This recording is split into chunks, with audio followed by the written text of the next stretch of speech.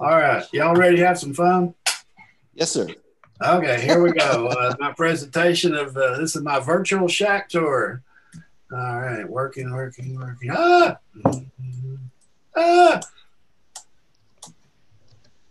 here we go. Hi, I'm RJ, KC4LRR, Robert Jansen, but I prefer RJ. I was a Navy radioman from 72 to 76, stationed in places like Guam, San Diego. I got a missile destroyer, and a real fun duty station was Virginia Beach Naval Air Station in the 70s.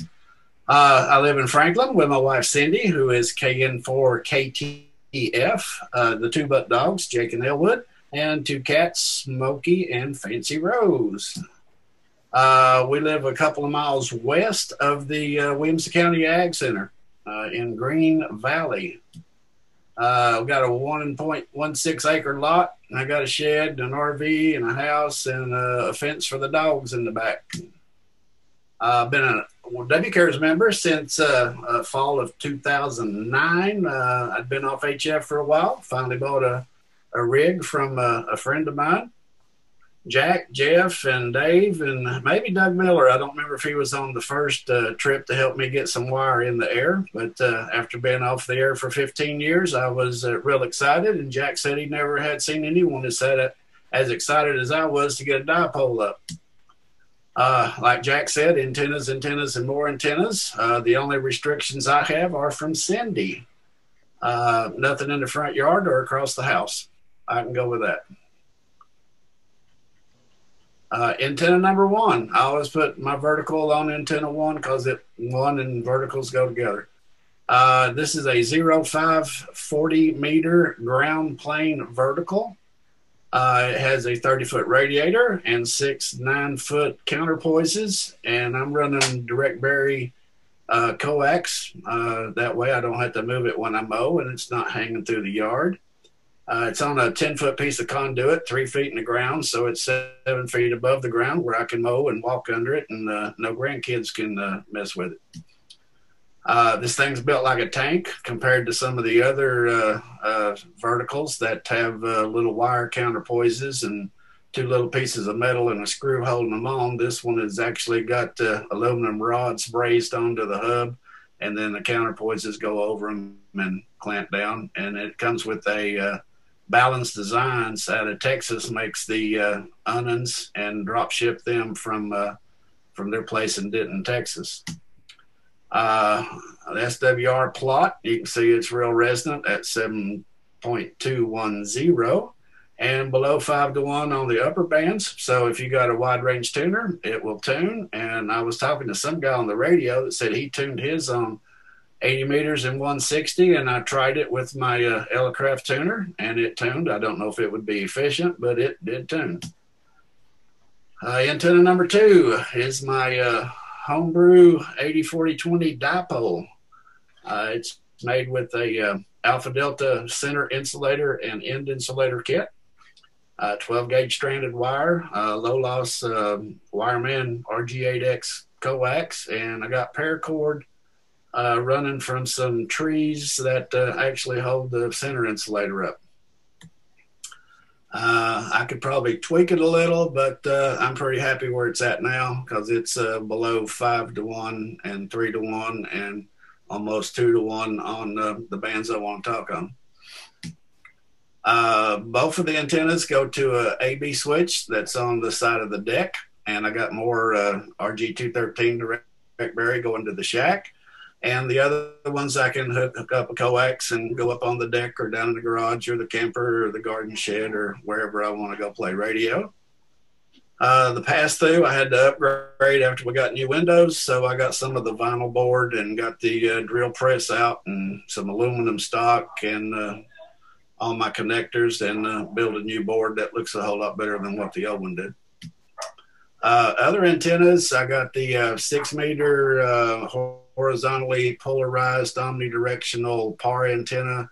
I just took it down for the winter and put up my 220 quarter wave. I got a Diamond X50 for 2 meter 440 that's on a fiberglass push-up pole, and a receive antenna out on my farm fence that keeps the dogs in. And hopefully I'm going to get a 160 wire up soon for wintertime. My antenna plot here is one of my neighbors. The north part of this is nice enough to let me run my antenna rope to his tree and then back to my lot. And my dipole, my two small UHF, VHF verticals, my HF vertical, and at the end where my wire meets my paracord at that insulator, I always tie on another piece of paracord that comes down high enough where I can reach it, but or low enough where I can reach it, and high enough where the grandkids can't. And that way I can play with this like a 17-meter vertical. The orange line I have down at the bottom is just another way to get another antenna in the air to play with. And then the green line shows the receive antenna on the fence. Looks like there's a bug in this slide, so I'll have to fix that. The app I use for that is called Spyglass. If anybody's interested in that app, it shows date, time, compass, latitude, longitude, elevation, direction, angle, pitch, tilt, what speed you're going. It shows sun and moon locations, and you can make the background either color, Google Map, or you can use your camera. So it really helps if you're out hiking somewhere and say, hey, I need to be over there. You can take a picture and with the compass and the picture in the background that actually shows where you're headed.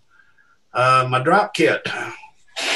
My drop kit is a 2014 Toyota Tundra. I had a lot of stuff in a drop kit and decided I didn't want to have a drop kit any longer. I run a Yaesu 400. I got the first generation, so it's not the XDR, it's the DR. And a Kenwood 480 SAT. Both rigs are under the back seat of the Tundra, and just the remote heads are up on the dash.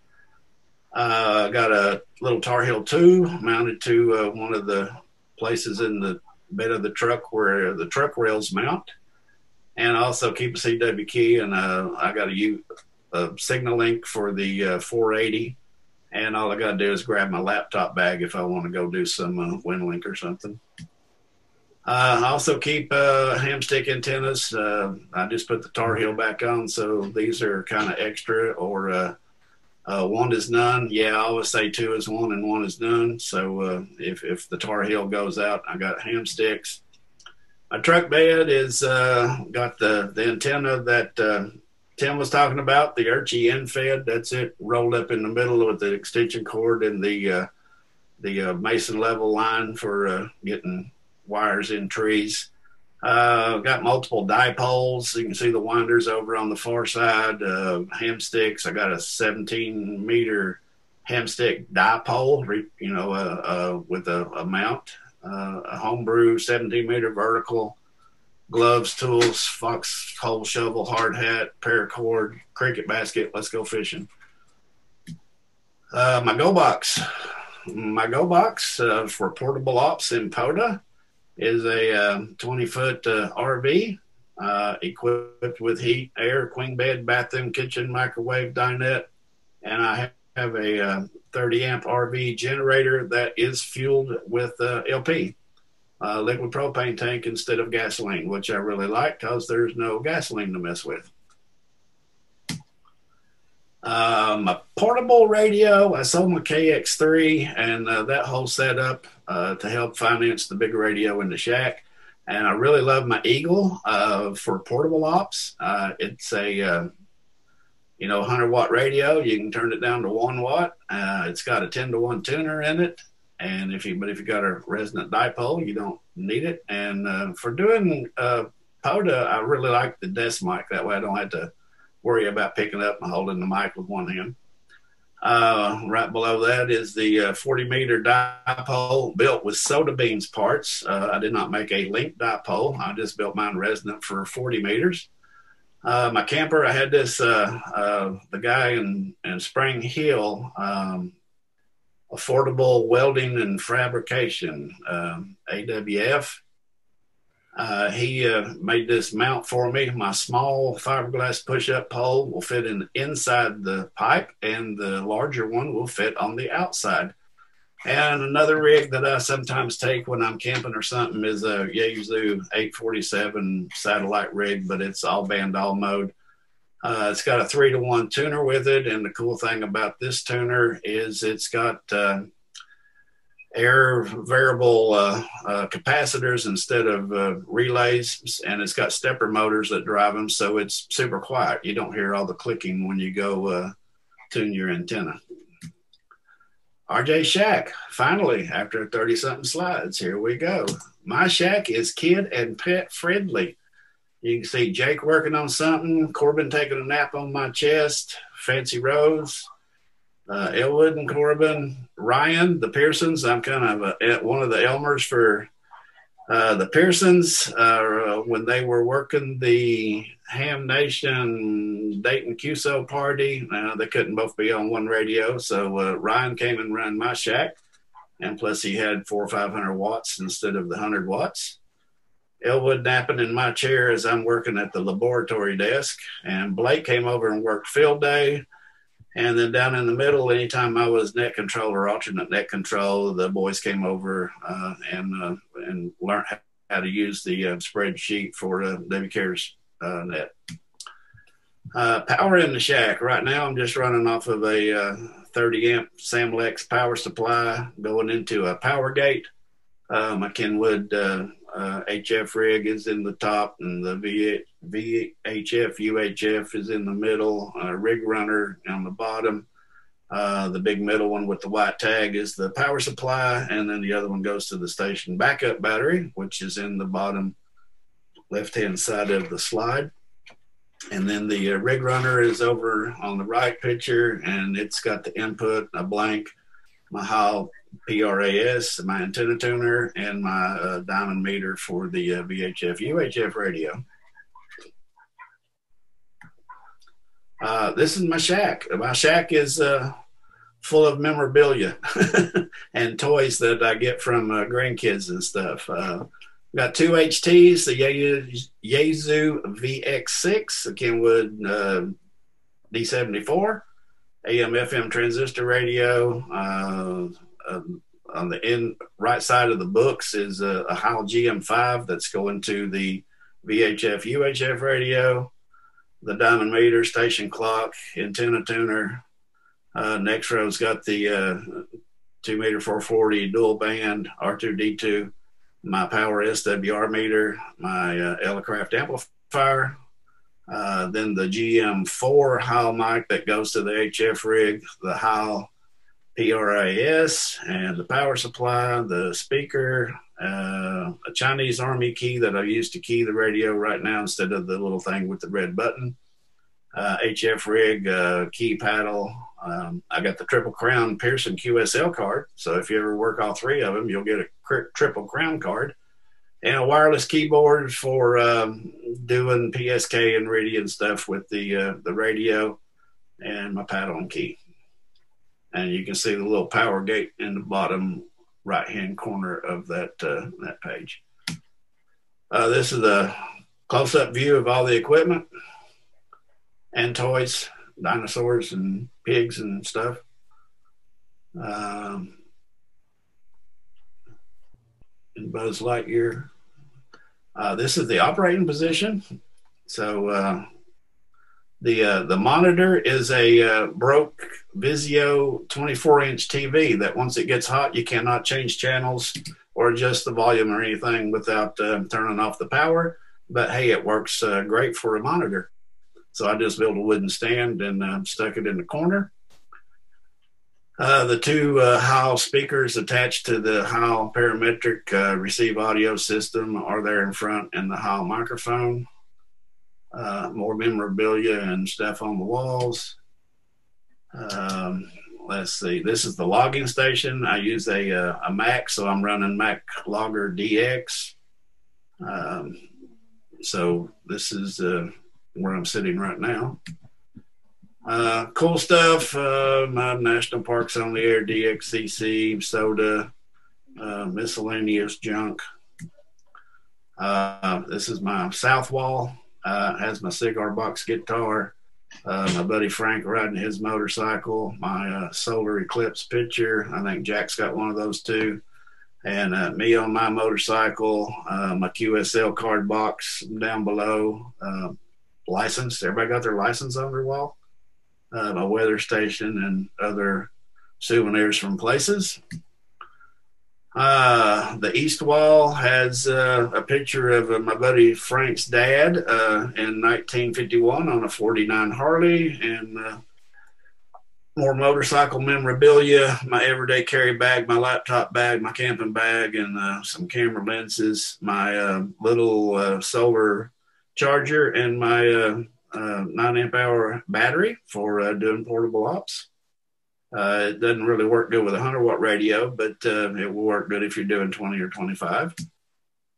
The closet has pieces and parts in it. This is where all my LEDs and switches and motors and sensors and Arduino and Adafruit and Raspberry Pi stuff is stashed in the shack behind the closet door. My laboratory desk. This is where all the fun happens. The elk antenna is hanging in the window. SWR meter, Alltech filter, and a Tucker dummy load. My old AT2K manual tuner, that's what I'm going to hook up the 160 wire for, oscilloscope and bench power supply, a little Raspberry Pi, and things like that. My soldering station, if I'm working at a kit or something, this is where I work. I'll also put my Tentec Eagle on the deck and on the desk, and get my laptop out and do my WinLink Winmore check-in with that on Monday mornings. This is where everything comes in the shack. This is the inside. I guess I could have put the aluminum on the outside, but I think it looks better on the outside with just the white. But this is where all my antennas come in. I got room to expand this for at least 2 more connections, depending on how close I want to get them. But I just did the homebrew thing with the vinyl board and the aluminum. There's my key collection, the Chinese Army K4, which I'm using for push to talk right now. My SpeedX, my Magna Key, the Palm PPK, Palm portable key.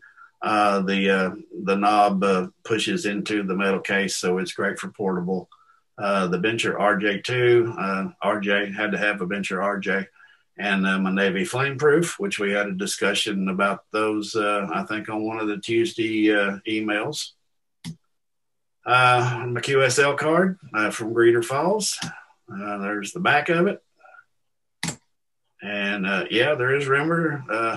There is truth to the rumor. I do have my call sign and a rooster squawking into a D104 on my arm. And thank you. Any questions? That's outstanding, RJ. Say what?